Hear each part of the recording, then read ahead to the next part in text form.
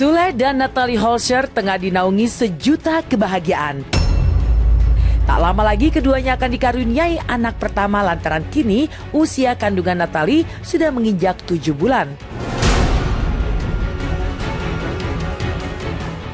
Sebagai ungkapan kebahagiaan jelang kelahiran sang buah hati, Sule dan Natalie akan menggelar acara syukuran. Namun di tengah bahagia membuncah, percik pertikaian kembali terdengar lantaran Natalie dan Sule dikabarkan berseteru dengan Hetty sang nenek. Ya, hubungan Natalie dan Hetty memanas lagi.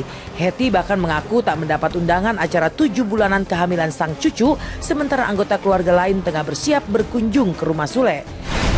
Sebagai seorang nenek yang mencurahkan kasih dan sayang sejak Natalie masih kecil, Hetty tentu menyimpan rasa kecewa. Bahkan saat berbincang dengan kami, Hetty tak bisa menahan emosi meluapkan kekesalan lantaran tak dianggap ada oleh Sule dan Natalie.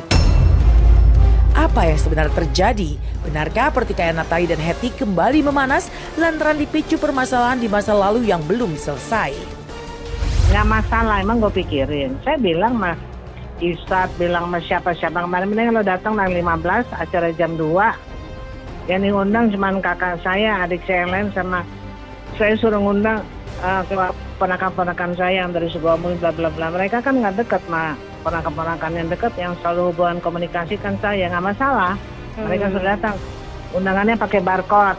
Saya udah bilang mah, bisa bilang mau pakai barcode, biar tetap aja kita datang, oke? Itu mestinya itu Natalia dalam keadaan hamil mau melahirkan itu harus dia menghubungi yang dituakan, minta maaf kalau ada salah bla bla, itu kan adat istiadat, ya kan? Tapi kalau dia punya cara lain, gue bilang suka-suka dia lah, mau minta maaf ya apa. Kita kan lihat ke depan. Udah siap. Udah siap. Hari bahagia. Ya. Tanggal 15 sudah. Ya. Ya. Nah, si Tete gimana nih dengan kondisi udah 7 bulanan? Udah mulai ngap-ngapan sih, udah berat karena kan bayinya aktif banget. Jadinya jalan tangga naik juga udah ngos-ngosan udah. Aktif banget lah pokoknya, tiap malam nendang-nendang. Biasa aja, nggak terlalu wah juga. Kita juga nggak ngundang siapa-siapa, kita cuman keluarga. Biasa tradisi aja lah, tradisi biasa orang lakukan lah. Kagak sopan kan namanya kan? Iya, waktu itu sih baik, tapi lu dia mau nggak baik sama gue nggak masalah. Emang gue minta makan malo, gue hidup dari lo enggak lah. Nah, jadi saya yang di keluarga ini sih buat saya sih fun aja. Saya maunya yang bahagia-bahagia lah, nggak menanggapi berita yang tidak bahagia. Tapi berharap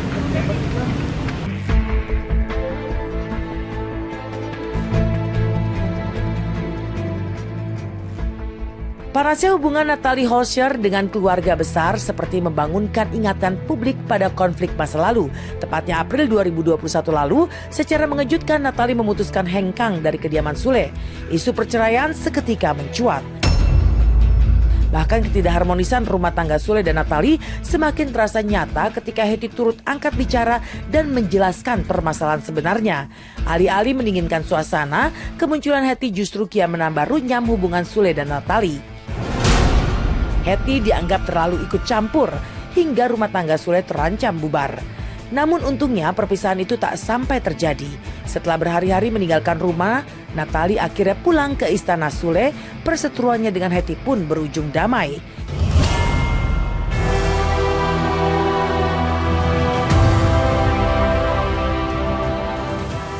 Kini di tengah penantian kelahiran sang anak, hubungan Natalie dan Hetty dikabarkan kembali merenggang.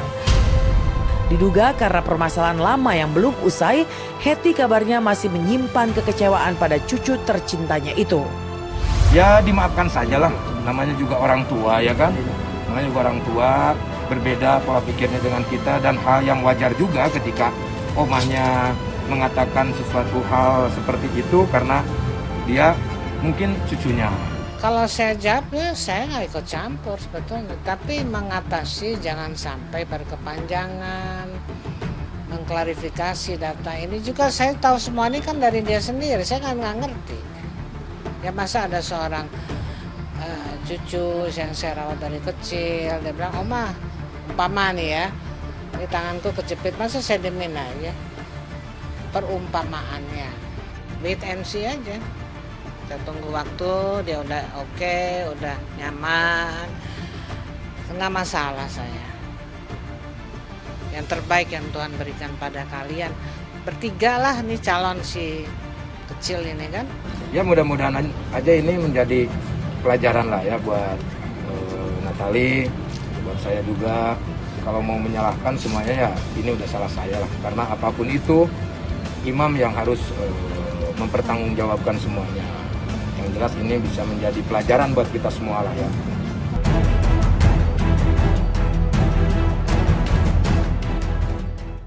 Ketika emosi sang nenek kembali memuncak hingga luapan kekesalan lantaran tak diundang di acara 7 bulanan, Natali yang tengah hamil tua seolah tak peduli. Tak ingin terusik dengan tudingan-tudingan miring dari pihak ketiga, istri Sule itu benar-benar menikmati momen bahagia saat berbadan dua. Dengan senyum mengembang, Natali menceritakan kondisi janinnya yang kini berusia 7 bulan. Tak hanya itu, Natali juga mengalami banyak perubahan selama hamil anak pertama Sule. Mulai dari gampang marah hingga manja tak mau jauh dari suami. Lalu kapan bayi Sule dan Natali yang diprediksi berjenis kelamin laki-laki itu akan lahir ke dunia? Mungkinkah kehadiran suara tangis bayi itu bisa meredam perseteruan Natali dengan keluarga besarnya? Dia udah ngebentuk tuh, lucu ya. Tuh cuma kayaknya anaknya ini suka ngeprank deh. Malu-malu. Jadi pas ayahnya datang nemenin, nggak mau ngasih lihat mukanya, jadi dia tengkurap gitu tuh. Kemarin malah nunjukin ya? Kemarin nunjukin. Nih tuh, kelihatan nggak sih? Ya, mood tuh kadang-kadang. Kadang-kadang kalau ada sesuatu hal tuh udah, bete-nya minta ampun.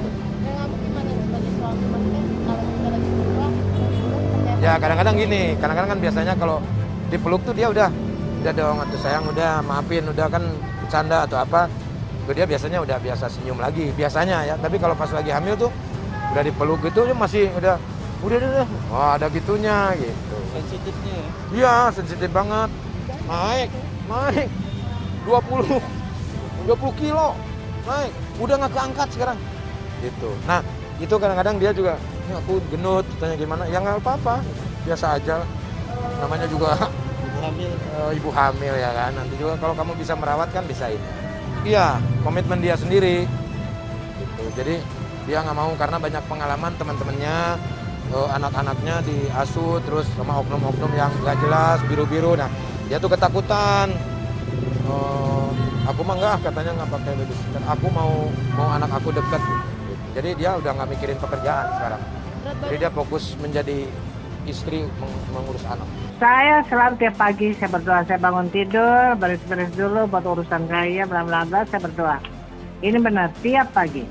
Saya hanya bilang Tuhan berkati kesehatan Natalia, diselamatkan semua kelahiran cicit kami, kecil keluarga besar Hauser.